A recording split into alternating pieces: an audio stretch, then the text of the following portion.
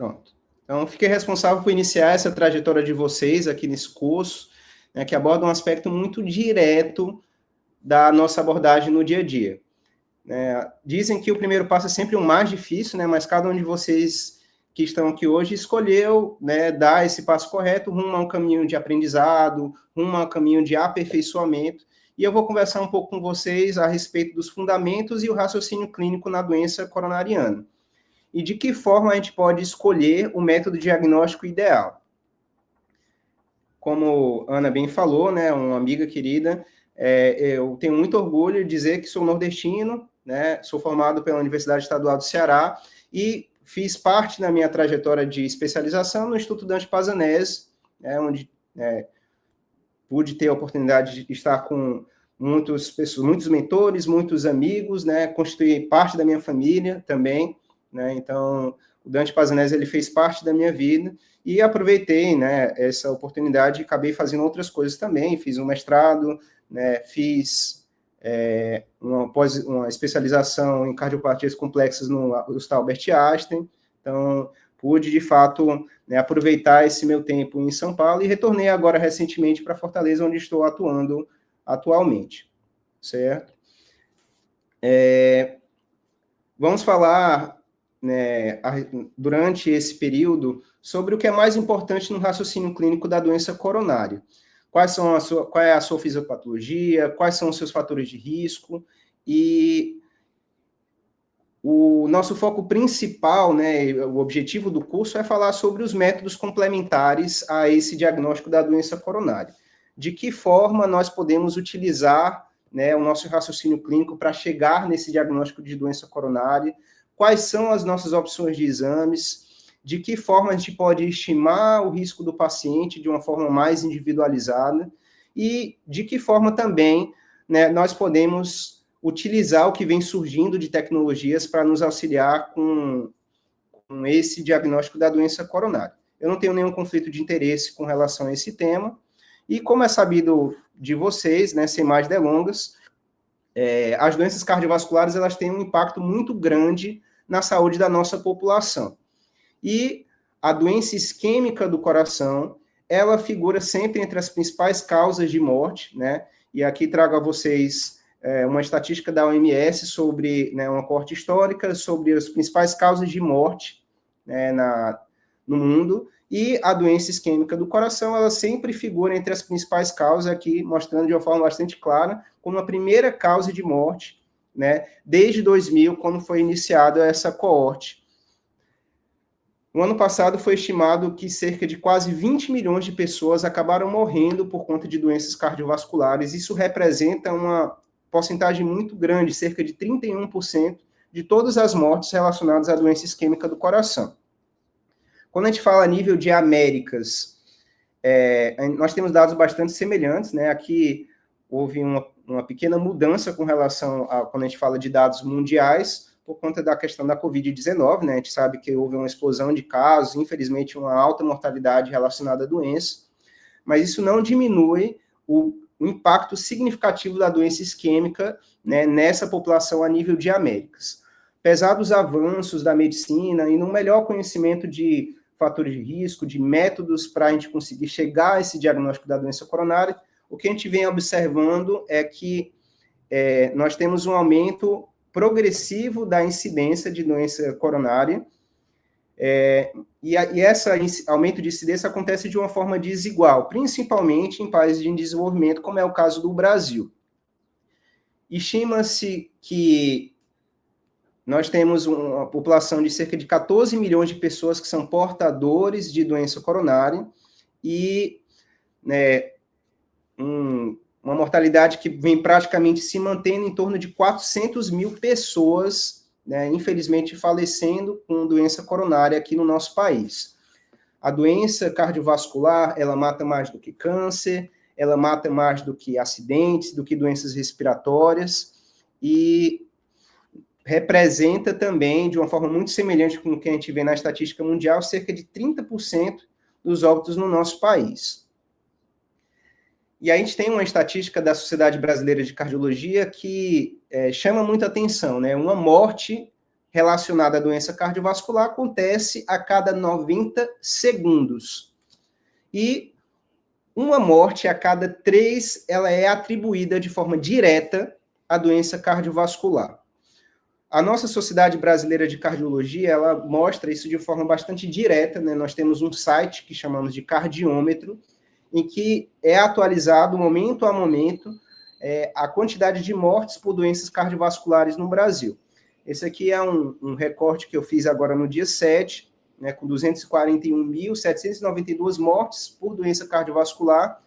Eu olhei agora há pouco essa estatística e a gente tem pouco mais de 243 mil pessoas já, infelizmente, falecendo por conta da doença cardiovascular. Bom, e de que forma a doença coronariana acontece, né? A nossa causa mais comum da doença coronária, ela é a doença coronária obstrutiva decorrente de um processo de aterosclerose. E a lesão coronária obstrutiva, ela é apenas a última parte de todo esse processo, que acontece desde a primeira década de vida, com o acúmulo de gordura pelas células espumosas, e a formação do nosso primeiro marcador de doença coronária, que é a formação das estrias gordurosas. Nós temos uma tendência de mudança de nomenclatura, né, de não chamar isso mais de doença arterial coronariana, mas em sim chamar de doença coronária aterosclerótica, e a gente precisa encarar essa doença como um processo inflamatório de forma contínua, que acontece uma lesão endotelial, um acúmulo de LDL e colesterol, e isso vai gerando uma resposta inflamatória, com migração de monócitos, mais acúmulo de LDL e uma progressão de uma placa que vai se formando. O núcleo central dessa doença se chama ateroma, que é uma coleção mais organizada de células espumosas.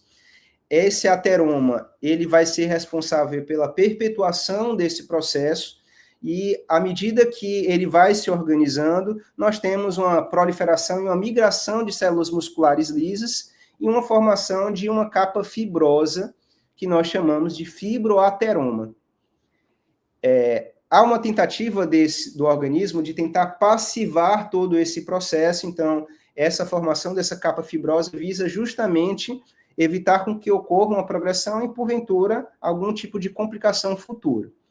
Acontece processos como calcificação, mas caso não haja controle, né, dos fatores de risco, essa placa ela vai aumentando progressivamente e a gente pode observar, a partir da 4ª década de vida, né, complicações como erosão de placa, como uma ruptura de placa, que pode, em última instância, gerar um quadro de uma coronariopatia aguda.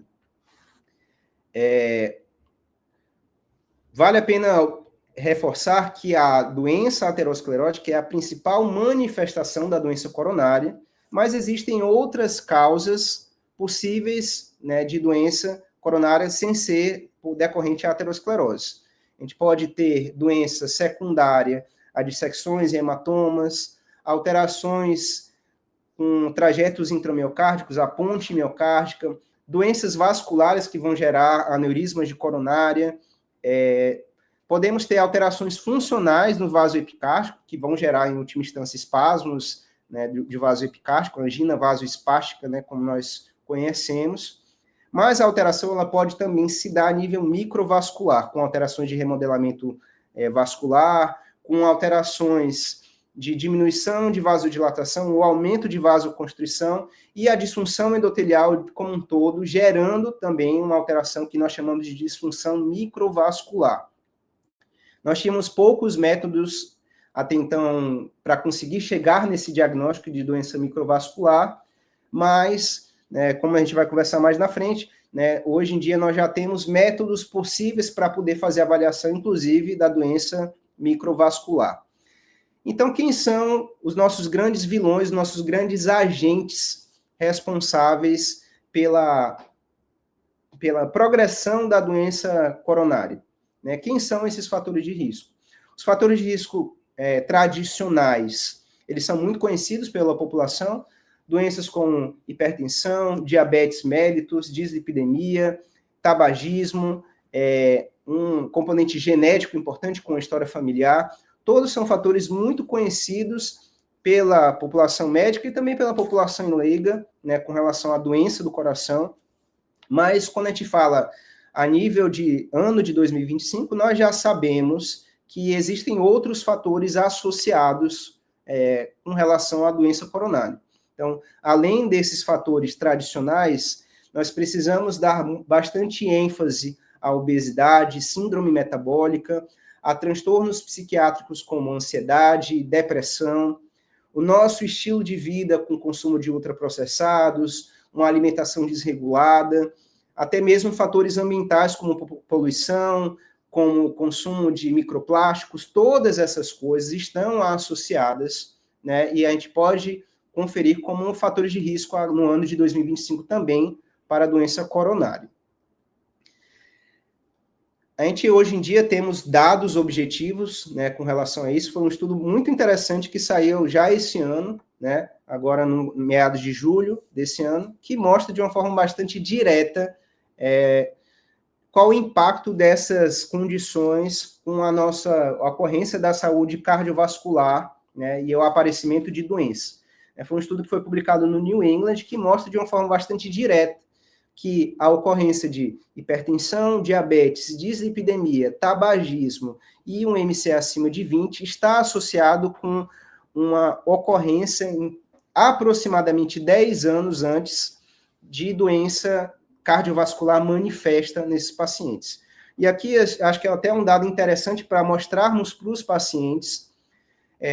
de que forma cada uma dessas condições elas impactam de uma forma mais direta. Como que a hipertensão ela vai impactar o controle da hipertensão, como uma cessação de tabagismo pode influenciar de uma forma positiva em postergar o aparecimento dessa doença. Então, nós temos uma diminuição notória e conhecida da expectativa de vida, mas hoje em dia nós temos dados objetivos que nós podemos mostrar para o paciente, inclusive, e falar para ele, se você conseguir controlar o seu diabetes, se você conseguir perder peso, né, diminuir o seu IMC, nós conseguimos reduzir e melhorar a sua expectativa de vida em tantos anos. Então,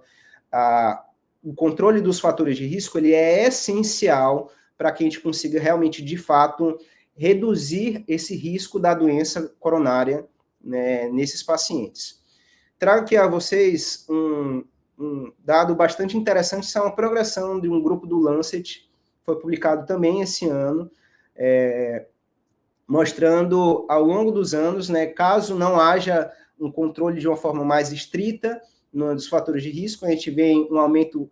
lento, mas um aumento progressivo até o ano de 2050, e caso haja o controle desses fatores de risco, mudanças de comportamento, melhora de nível metabólico com relação a esses pacientes, a gente consegue ver uma redução de uma forma bastante significativa,